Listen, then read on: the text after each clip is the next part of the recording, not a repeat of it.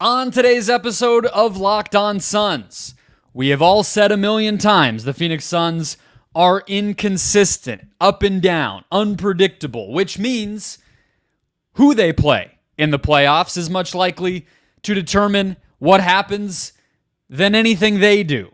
So, what makes a good matchup for the Suns heading into the playoffs, and who would be a good matchup for the Suns heading into the playoffs? Let's go. You are Locked On Suns, your daily Phoenix Suns podcast. Part of the Locked On Podcast Network, your team every day.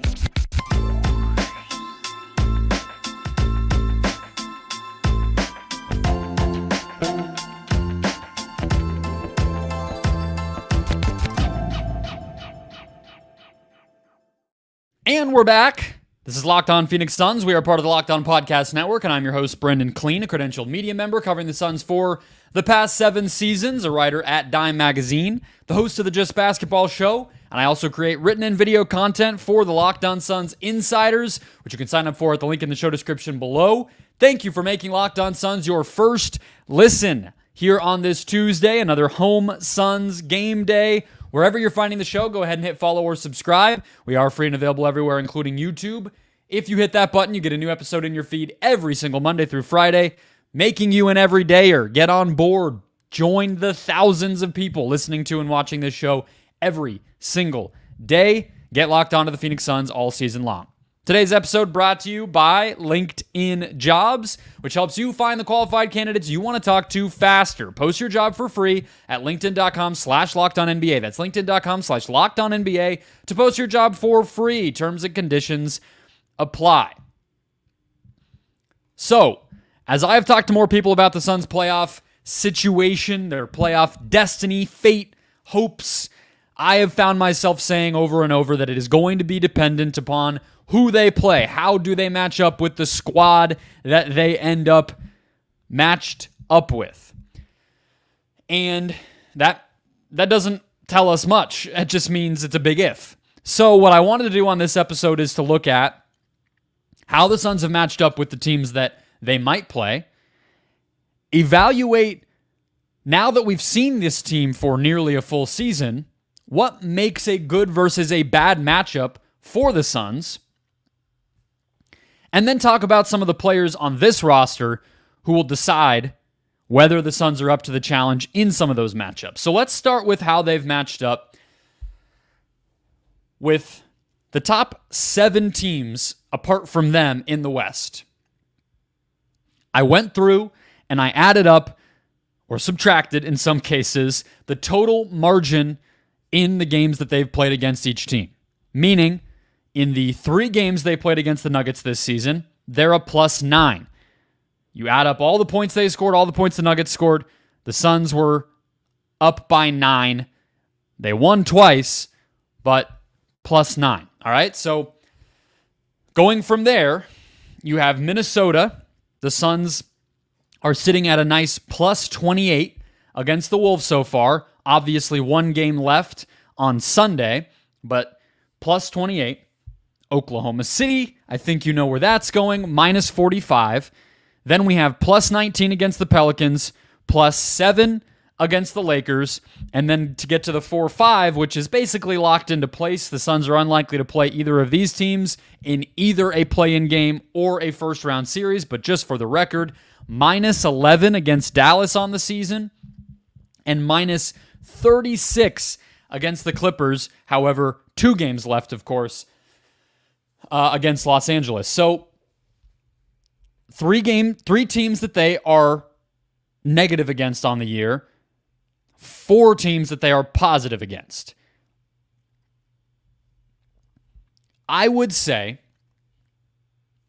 that tracks with who are the best and worst matchups for the Suns. If you've been listening to this show, you know that I may be delusional. I am certainly not telling you that I would pick the Suns against the Nuggets. I am certainly not telling you I think the Suns are better than the Nuggets. But I think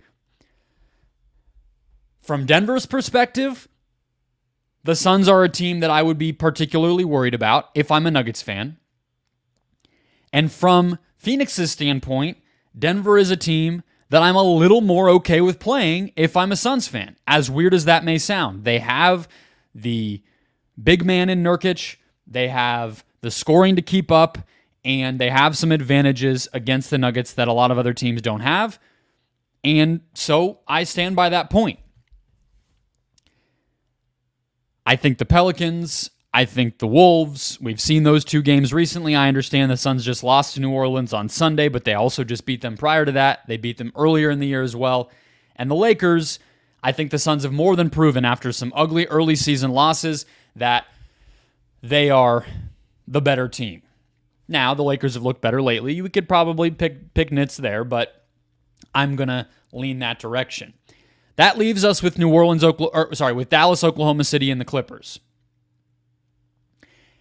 I think those are the three worst teams for the Suns. Now, again, we're looking at a situation where the Clippers have a 96% chance, according to Basketball Reference, of getting the 4 seed, and Dallas has a 95% chance of getting the 5 seed. That is just about locked in.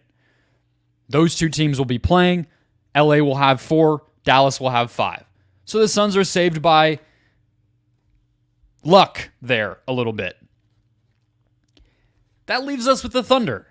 And it is a perfect segue to what makes a good and a bad matchup for the Suns, and I'll get into that momentarily, specifically on the court, specifically what personnel and style is just ugly from a Suns standpoint. I'll get there. But Oklahoma City has right now a 59% chance of getting the 3 seed. It's not a lock, far from it, but that's where things stand. The Suns have the most likely odds of getting the 7 seed right now, meaning they would have to play a play-in. So I still think the Suns have a chance to stay at 6. They have a tiebreaker over the Pelicans. Things are very up in the air. I think it would be a disaster scenario for the Suns to end up playing the Thunder. If you ask me right now to make a pick in that series, I probably would lean Oklahoma City. It is just irrefutable at a certain point, with Shea, without Shea, with Beal, with Booker, without Booker, early in the season. It is tilted so far in the Thunder's direction that is a bad situation. What I will say, though, is, in spite of how hot and cold the Suns have been, dependent upon who they play, I'm not advocating for tanking or getting silly and having funny business with the standings. You try to win every game you play, you take the matchups that come, and you deal with it. Where I wanted to close, though, is the reason that I say all of this, the reason some of those numbers are so skewed, that the teams the Suns have played well, they've played really well, and the teams that they've played poorly, they've played really poorly, outside of, I think you would say, the Lakers has fluctuated the most. That in and of itself illustrates exactly the point I'm making, right? The Suns have weaknesses in terms of their overall size, their overall depth, their organization, even as a team, their athleticism and age as a team. That if they run up against a team that has advantages in a lot of those categories, it is not going to go well. For the first time in years, basically since Book graduated to being a playoff player, I will be weighing heavily who they are playing, and not just who is quote-unquote better from a talent perspective, in who I feel confident the Suns can beat in a postseason environment and who I don't. And I think Suns fans should get their heads around that as well if they don't already. Let's get into what that will look like. Why have the Thunder, for instance, or the Clippers, who the Suns play tonight, been such a tough draw? And why have those other teams been a little easier? We'll get into it next.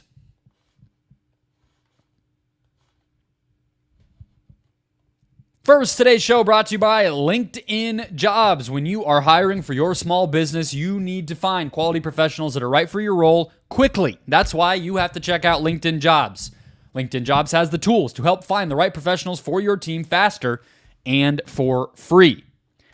I am a personal beneficiary of how well LinkedIn can work. It is not just another job board. It has a huge network of users, and it has the tools to find the right users and link them to the job that they are qualified for, that they are a good fit for, quickly, efficiently, and take the effort and stress out of your hands while doing it. I found a post for a writer gig at Awful Announcing, a sports media website, and I looked at what they were needing, what the specifics of the role were, because it wasn't just, hey, write a bunch of articles. It was write a very specific kind of article, have this type of experience, have these types of interests, and check, check, check. So I reached out to the hiring manager who was listed on LinkedIn's Awful Announcing's LinkedIn page, messaged them, set up an interview, and the rest was history. LinkedIn knows small businesses are wearing a ton of hats, so they find ways to make the process easier. 2.5 million small businesses use LinkedIn for hiring, and 86% of them get a qualified candidate within 24 hours. Become the next one. Post your job for free at linkedin.com/LockedOnNBA. That's linkedin.com/LockedOnNBA to post your job for free. Terms and conditions apply.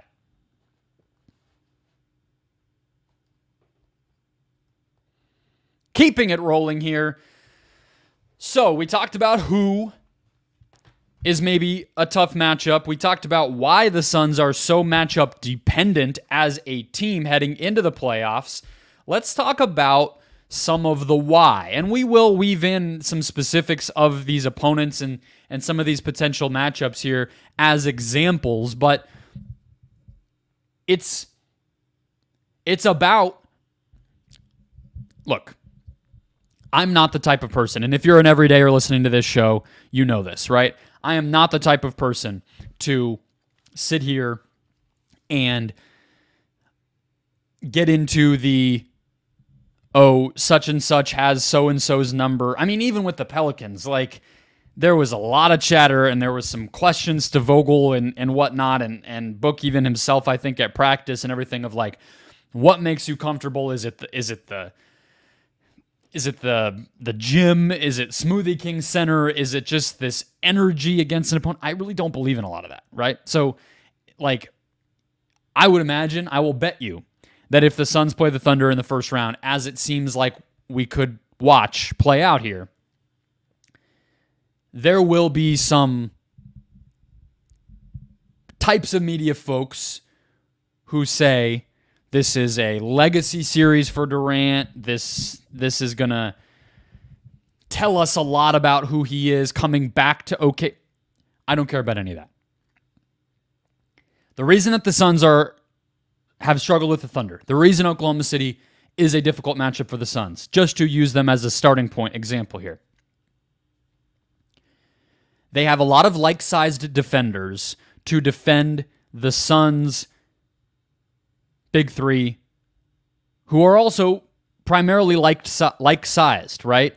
Beal and Booker are almost identically height-wise and build-wise. And then Durant isn't, of course, and there's some advantages, but you see with somebody like Lou Dort on that team, right, that at this point in KD's career, the type of personnel you want to be defending him, well, it's exactly the same as what you want to be guarding Book and Beal. So that's kind of where I start, right? You just look at teams that have the personnel to switch defensively and not be so beholden to having to send extreme help, having to over-rotate and get into disaster situations as a team defense, right? You know, we saw the way, again, in the last game the Suns played against the Mavs, right? On the road, national TV, they blow them out. Grant Williams gets into a fight with Nurkic and all that stuff. That game, the Suns probably would have won either way. The reason it became so ugly and so lopsided is that the Suns forced Luka in particular into defensive situations in space that he was not comfortable making up for, right? They did a similar thing with Michael Porter Jr. These are teams that, because of their personnel, they don't always... The Mavs are unique. They're playing more of a traditional center this year, meaning they're not the same team as they were in 2022, meaning even they fit a little bit into the Clippers and the Thunder as these teams that can... They don't fit as well into the Clippers and the Thunder. They're no longer a team that can switch. And Luka and Lively and Gafford are these guys you can manipulate. The Thunder don't quite have that. They have almost perfect personnel to defend the Suns, right? So that was a meandering way of including multiple examples. I assume you are following me. That is where I am at with the defensive personnel on some of these other teams. Right? The other thing that I think I'm personally watching out for is, does a team force turnovers at a high level? Now, the Thunder do that number 2 in the NBA. No one else in the West really is up there. New Orleans is, but the Suns have handled that. So that's another reason the Thunder are a bad matchup, because not only do they have the personnel to one-on-one switch and hold up without having to run around or be compromised, they also tend to dictate the terms of the game as a defense themselves, meaning they don't really go for... they do get slammed on the glass. They know that. They play a little aggressively. They foul a lot. But they're going to swarm you, smack at the ball, play passing lanes, overhelp, a lot of these different things. And so you get into these situations where the Suns are going to be likely to be exploited. Their worst habit, turning the ball over, is the Thunder's best habit. Now, the Clippers are down to 20th. I'm ready to see how the Clippers fall into this. Dallas has fluctuated on defense quite a bit this season, but they're basically settling in at pretty mediocre. So that's why I'm not even fully putting them in the category of really bad matchup, but hypothetically bad matchup. Let's flip to the other end, though, right? I mean, Dallas is a bad matchup because Luka's a freak, but that's where we'll go. The Suns as a defense. I mean, one, they're not a great defense. So they're 12th in the NBA right now. They have cut down on fouling. They have improved their transition defense. They have improved their defensive rebounding. And all season long, for various reasons, but it is held, they have been able to keep opponents to a low shooting percentage overall. Part of that is they are, let's see here, opponent three-point shooting, they're 13th, but corner three-point shooting, they are second in the NBA. Now, some teams, including the Celtics, have it baked into their game plan that they're going to take away corner threes. I don't necessarily watch the Suns and feel like they are doing something extreme. And so part of me feels like that might be luck. But most importantly, the Suns allow a top 10 lowest opponent field goal percentage at the rim. That is very dependent on defense. That is something you are in control of as a defense. And between Nurkic and just effort and Durant as a helper and, the overall structure of where and how opponents take shots, the Suns have been able to rise to the top of that category all season long. So I think the limitations they do have as a defense are one-on-one matchups. Beal embracing point-of-attack defense, embracing some difficult one-on-one situations, guarding a Zion Williamson, guarding Tyrese Maxey, right? It's admirable. It's going to help. It's not always going to work. Zion just put up 29, 10, and 7 on largely a lot of those buckets came with Beal guarding him. No shame in that. You got to do something. You got to have a game plan, but some players are going to beat that. You know, Grayson Allen got shredded by Luka earlier in the season. You know, KD can take on a lot of those matchups, but you don't want him to have to all the time. And even then, I don't really feel like guarding Luka for 40 minutes a night is a great plan. I don't think guarding Shea really makes sense for Durant. So the Suns do not have the obvious personnel like Boston or Minnesota or fill in the blank, even Golden State or Oklahoma City, of long athletic wing defenders that you can put on opposing playmakers to limit them. The Suns don't have that. So opposing teams that have great one-on-one scorers on the perimeter, that's going to pose a problem. Shea, Luka, when Zion is playing like he did last night, Zion, Kawhi, if he's at his best, Ant, if he's at his best. Now, part of why I'm comfortable against a Minnesota if I'm the Suns or a Denver is that, you know, Jamal Murray or Anthony Edwards or Zion Williamson, those guys aren't consistently at that level.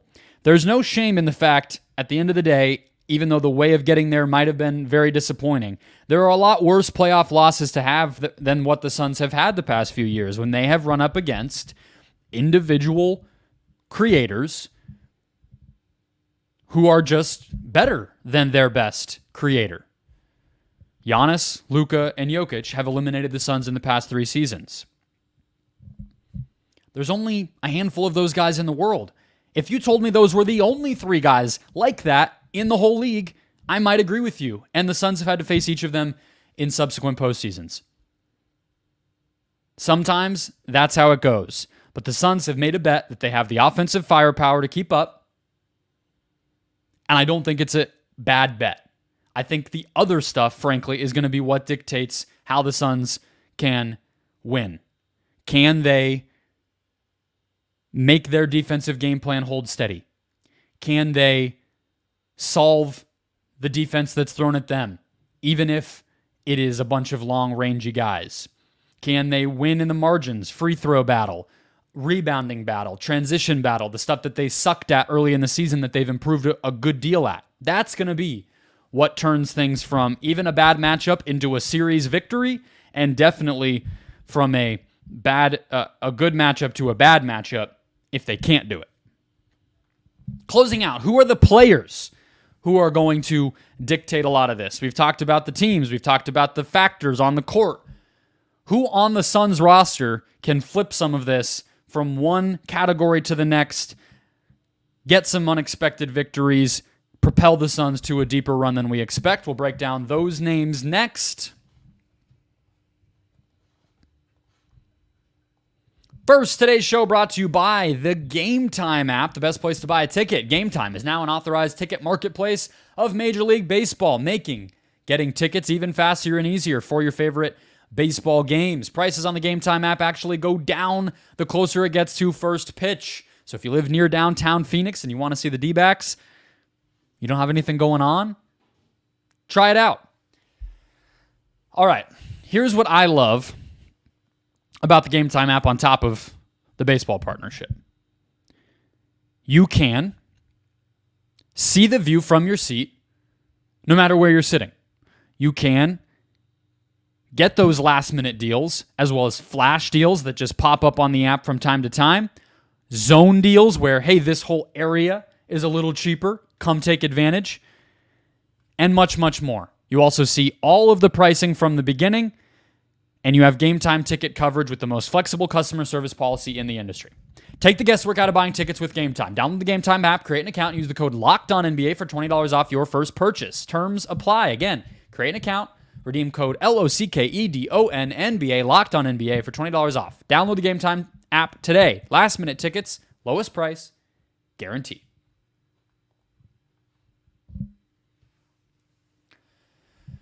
Wrapping up the show, who are the players that can take a matchup, take a series from one direction, from one situation to the other? Who are the matchup flippers on the Suns? Now, let me just say, if any of the guys I'm about to list off were consistently able to do this, well, they probably wouldn't be on this list, and the Suns would be matchup proof. They would be perfect. No team is perfect. No team is the 16-17 Warriors. So, every team has weaknesses, but every team also has guys, X factors, you hear them called this time of year, obviously. Every team has those players that can change this.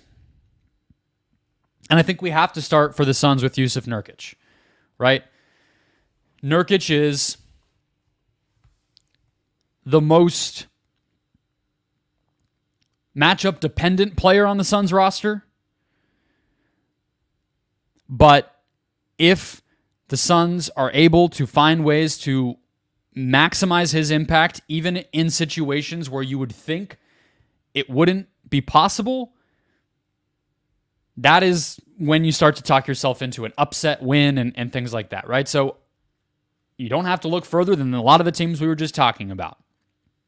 The Thunder, the Clippers, the Mavs. Now, those teams have downsized less this year, but they still do play small. You could throw the Warriors in. You could throw the Lakers in. But I don't imagine the Suns will have to play those teams, although the Lakers could be a play-in matchup. Any team that has a center who can shoot, score, or play make from the perimeter is obviously going to compromise the Suns because Nurkic is ending up in space as a defensive player.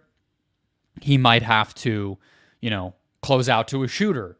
He may have to defend in isolation. He may have to make a rotation to contain, a drive and kick situation. So, that's not great.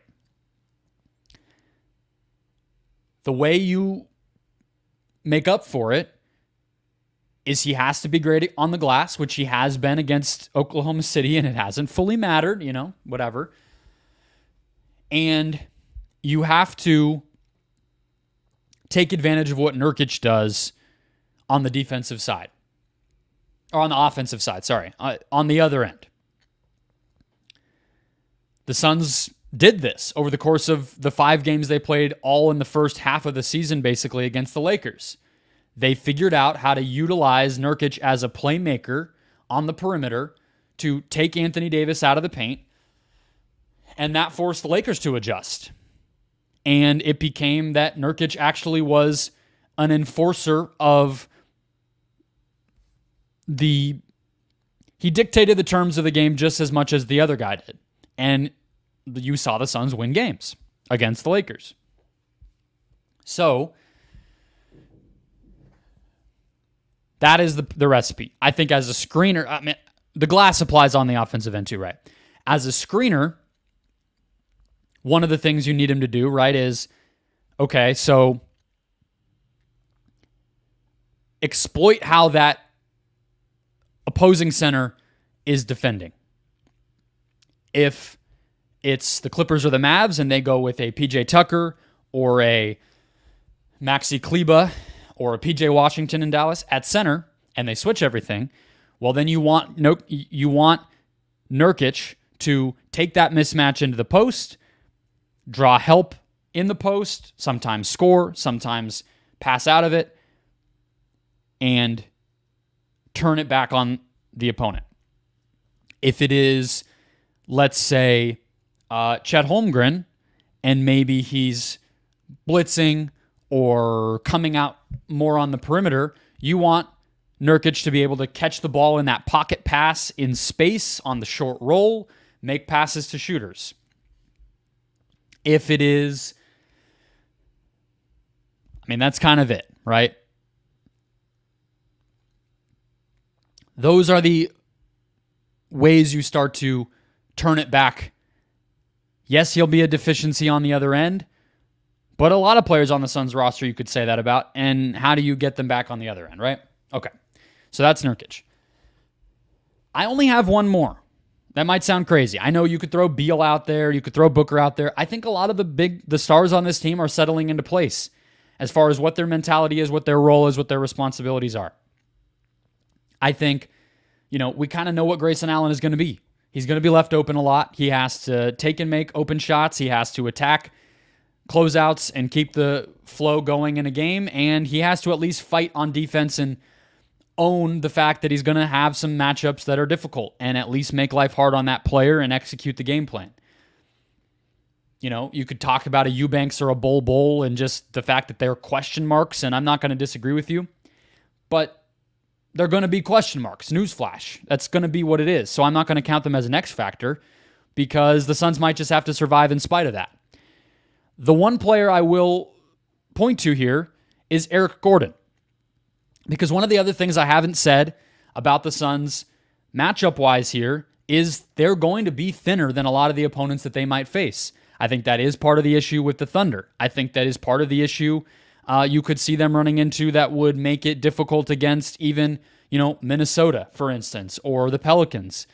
Even though I would expect them to be able to handle those opponents and have a very good shot to beat them, that's a factor. So Gordon has to be impactful, and I use that word on purpose. I have given up hope that he's going to be a consistent night in, night out scorer. If you're asking me how many times he can get you 15 in a series, I might even just say like 2, maybe 3. There might be hope that he can turn it on in the playoffs in a way that he has not been able to in the regular season. I'm not betting on it in terms of just pure points per game. But when I say impactful, he can have an impact simply by taking and being, a quick trigger as a shooter, as a spacer, which most nights he is. And yeah, over the course of the series, even that won't be enough. You got to make them. Otherwise, teams will play off of you. But that's a start. That's a start as far as impact goes. I think he still doesn't get he doesn't get enough acknowledgement and maybe you could say credit for executing as a defensive player. He communicates, he switches when he needs to. He tends to, make the right rotation, be in the right spots, that thing we say about vets, but it's true a lot of the time and it is for him. And he needs to do that because that's impactful. That's eliminating mistakes, eliminating weak points. That is impact, even if it might be a low bar to cross. And, I think besides that on offense, it's like the same thing as Allen. Make the right play, attack a closeout, keep the offense moving. And you have to get to at least 2 or 3 of those scoring nights. Like, that is still there. If he can be consistent, you're at least getting to 7 reliable players in a playoff series. When you get to a game 5, 6, 7, a lot of the time, that's all teams are playing anyway. I'm not counting on Bol or Eubanks to be reliable. But if Gordon can do those things, you're getting to 7, and you're giving yourself a chance, and you're not getting cooked the minute your stars leave the court every single time. So Gordon is the other one.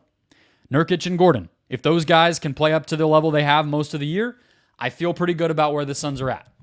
That'll wrap us up. Don't forget to hit follow or subscribe wherever you're finding the podcast. I'll be back with a recap after Suns Clippers tonight. Enjoy the game. I'll talk to you then.